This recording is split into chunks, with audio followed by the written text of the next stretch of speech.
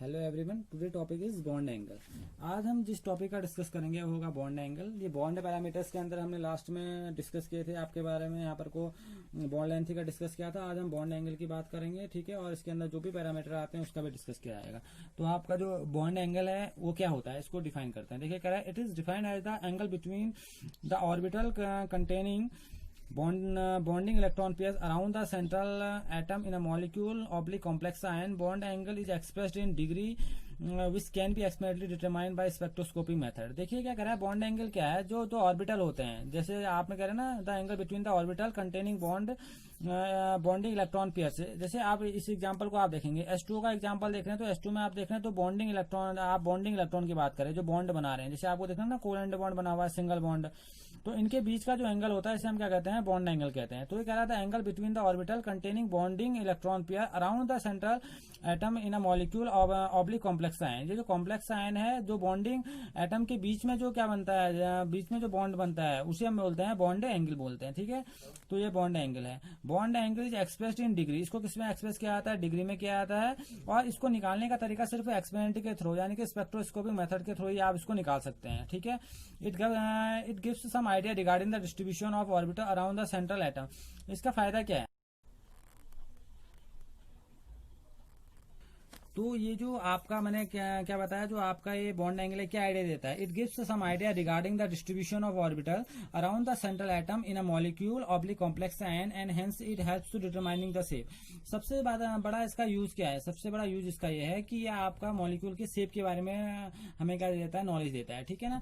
क्योंकि ये क्या करता है, कॉम्प्लेक्स हो मॉलिक्यूल या मॉलिक्यूल के फॉर्म में या कॉम्प्लेक्स आयन के फॉर्म में, और उनके बीच में जो एंगल बनता है वो ये हमें ये डिटरमाइन करने के लिए हेल्प करता है कि इस मॉलिक्यूल का शेप कैसा होगा। जैसे आप आगे पढ़ेंगे, इसका शेप हम बोलते हैं बेंट, और वजह क्या थी इसके, इस बॉन्ड एंगल की वजह से इसका हम क्या करते हैं, इसके शेप के बारे में हम डिस्कस कर सकते हैं, ठीक है ना।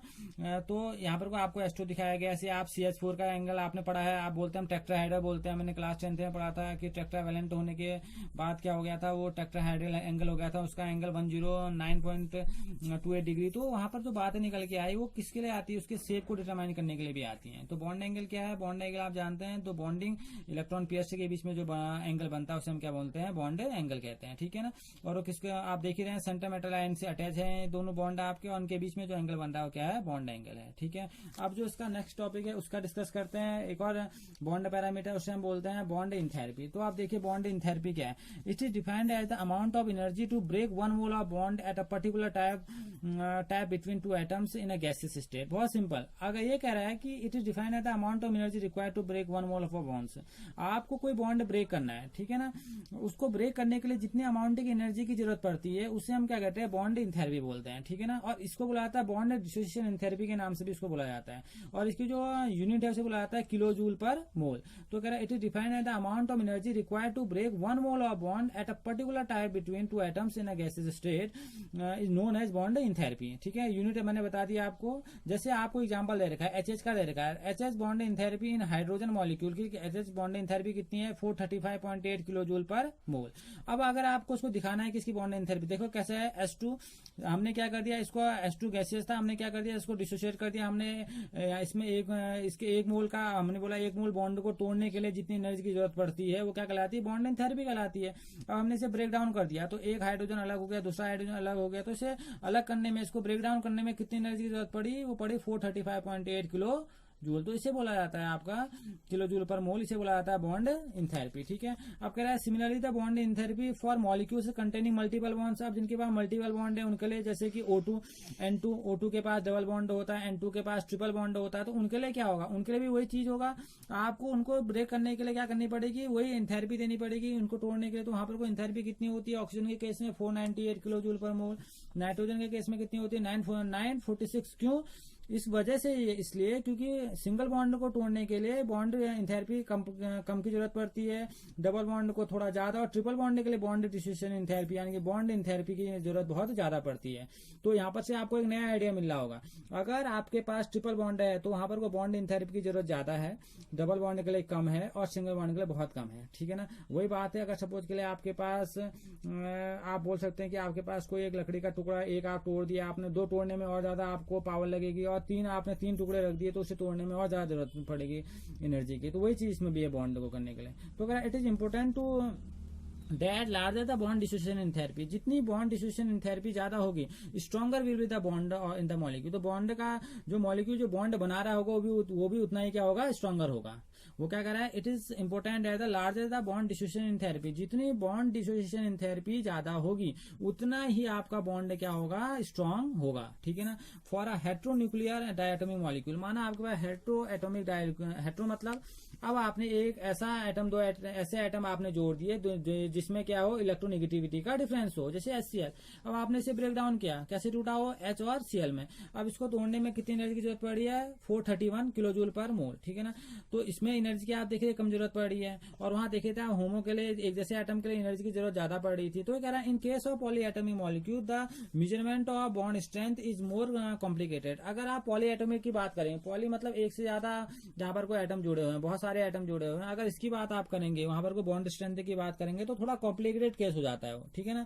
For example in case of H2O molecule the enthalpy needed to break the 2 OH bond is not the same. अगर वो कह रहा है अगर आप H2O बॉन्ड को ब्रेक करें, जब बोला ना in the case of H2O molecule the enthalpy needed to break the 2 OH bond is not the same. अब जैसे आपने H2O को तोड़ना है, मैंने अभी आपको H2O का स्ट्रक्चर दिखाया बैंड टाइप का, तो आपने पहला OH तोड़ा फिर दूसरा OH तोड़ा। पहला OH तोड़ने में और दूसरे OH तोड़ने में दोनों में एनर्जी एक जैसी नहीं होती, दोनों में आपको अलग अलग एनर्जी देनी पड़ेगी। तो कह वहां पर कोई एनर्जी एक जैसी हो ऐसा कोई जरूरी नहीं होता।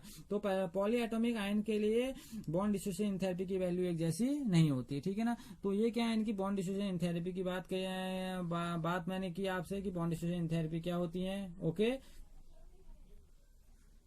अब देखिए आप, जैसे मैंने बोला H2O, देखिए आप H2O से आपने पहली बार उसे ब्रेक डाउन किया, बॉन्ड डिसोसिएशन थेरेपी लगाई, H अलग हो गया, OH अलग हो गया, तो वहां पर कोई एनर्जी कितनी है, 502 किलो जूल पर मोल। फिर आपने क्या किया, अब आपने OH को तोड़ना है, फिर तोड़ा आपने, दोबारा आपको एनर्जी देनी पड़ेगी, तो कितना हो गया, 427 किलो जूल पर मोल। तो आप देखिए दोनों टाइप में क्या हो रही है, एनर्जी अलग अलग आपको लगानी हो रही है। तो कह रहा था difference in the delta H, delta H को हम किससे कहते हैं, बॉन्ड डिसोसिएशन थेरेपी की वैल्यू है। Value show that the second OH bond under को सम चेंजेस। देखिए पहले वाले में आपकी एनर्जी कुछ और थी, सेकंड वाले में एनर्जी कुछ और है। ठीक है। तो आप क्या देख रहे हैं, OH बॉन्ड अंडर को some changes because the change chemical environment. वजह क्यों आई कि उसका केमिकल एनवायरमेंट कैसा था उस पर डिपेंड करा। अब केमिकल एनवायरमेंट कहने का मतलब क्या है, यहाँ H2O के साथ था ये कंबाइन स्टेज में, H और OH बना। अब इस OH का एनवायरमेंट, केमिकल एनवायरमेंट कैसा होगा, उसके बीच में एंगल कैसा बना होगा, उस पर डिपेंड करेगी बॉन्ड डिसोसिएशन इन थेरेपी। ठीक है ना। तो ये कह रहा है देखिए because the change chemical environment this is the reason for the some difference in energy of the some OH bond in different molecule. तो इसलिए कह रहा है कि डिफरेंट मॉलिक्यूल के लिए अलग अलग बॉन्ड डिसोसिएशन थेरेपी आएगी, और with in the same molecule के लिए भी ये चेंज हो सकती है। देख रहे हैं आप, पहले के लिए इतनी थी, दूसरे के लिए इतनी है।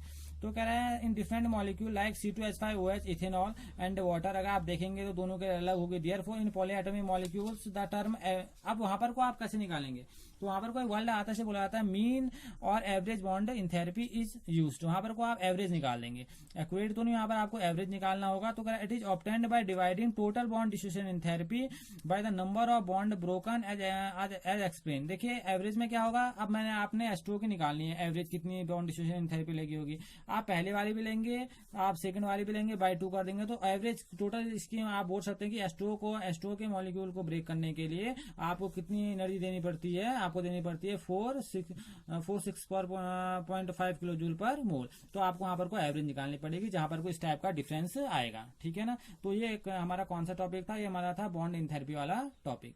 इसमें एक और बॉन्ड पैरामीटर इसका हम डिस्कस कर लेते हैं, बहुत छोटा सा है, उसे बोला जाता है बॉन्ड ऑर्डर। अब बॉन्ड ऑर्डर आप देखते हैं, बॉन्ड ऑर्डर मतलब जिसे लुईस ने बताया था बॉन्ड ऑर्डर के बारे में। देखिए वहां पर आपने देखा कोवेलेंट बॉन्ड सिंगल भी बन रहे थे, डबल भी बन रहे थे और ट्रिपल भी बन रहे थे। ठीक है ना। तो यहाँ पर वही बात यहाँ से निकल के आती है। देखिए क्या कर रहा है, in the Lewis description of covalent bond the bond order is given by the number of bond between the 2 atoms in a molecule. अब क्या कह रहा है, बॉन्ड ऑर्डर का डिस्क्रिप्शन किसने दिया था, उसका डिस्क्रिप्शन दिया था लुइस ने, ठीक है ना। तो ये कह रहा है लुइस ने जो बताया था, कह रहा है bond between the two atoms in a molecule. अब देखिए कह रहा है bond order for example H2। अब H2 के लिए यहाँ मेरे को एक जो कॉन्सेप्ट आया लुइस कॉन्सेप्ट से आया, और लुइस ने किस बॉन्ड के बारे में बताया था, कोवेलेंट बॉन्ड के बारे में बताया था, और बॉन्ड ऑर्डर की बात ही वहीं की जाती है। अब वो कह रहा है जैसे आप H2 का मॉलिक्यूल देख रहे हो, तो वहां पर कोई एक सिंगल इलेक्ट्रॉन पेयर क्या होता है, शेयर होता है।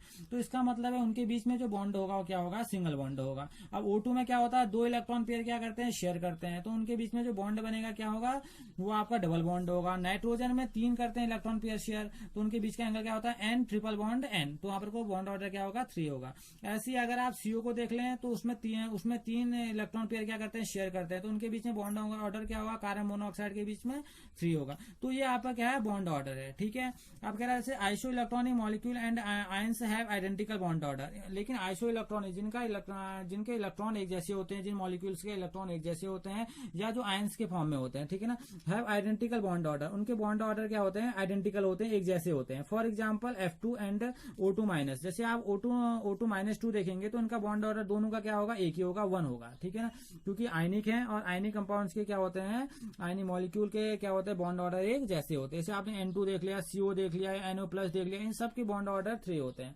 तो आइसो इलेक्ट्रॉनिक जिसमें इलेक्ट्रॉन एक जैसे हों जिन मॉलिक्यूलों के, या जो आयंस के फॉर्म में हों, उनके बॉन्ड ऑर्डर एक जैसे होते हैं, आइडेंटिकल होते हैं, ठीक है।